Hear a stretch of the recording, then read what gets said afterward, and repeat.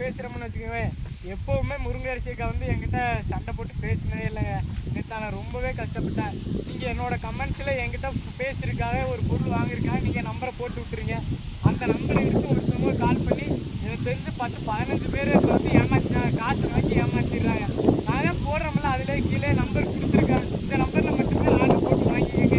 நீங்கள் தேவையில்லாமல் உங்கள் நம்பரை அனுப்பி அவங்க ஃபோன் பண்ணி பேசி ஃபுல்லாகவே வீட்டில் அந்த காசு வாங்குறது எல்லாமே ரொம்ப அக்கா வந்து ரொம்பவே எனக்கு கட்டுப்பாயிட்டேன். ஏன்னா நான் விளையாட்டுத்தனமாக பண்ணுறது அவங்க வந்து பிஸ்னஸை பாதிக்குது. அதனால் அவங்க ஃபோன் பண்ணி உங்கள் தம்பி இப்படி என்கிட்ட காசு வாங்கி ஏமாற்றிட்டு அப்படின்னு நிறையா பேர் சொல்லியிருக்காங்க. எனக்கு தெரிஞ்சு அவங்க ஸ்க்ரீன்ஷாட் கூட அனுப்பிச்சிருக்காங்க. கொஞ்சம் நம்பரை போடாதீங்க கமெண்ட்ஸில், உங்கள் நல்லதுக்கிட்டே சொல்கிறேன். ஏன்னா நான் உங்ககிட்ட வந்து கேட்க போது கிடையாது. உங்கள் நம்பர் எடுத்து வேறு ஒருத்தவங்க காசு கேட்குறாங்க. அதான் அக்கா அம்மா நேற்று எல்லாருமே தான் இருந்தாங்க. ரொம்பவே அக்கா கோவப்பட்டு பேசினாங்க.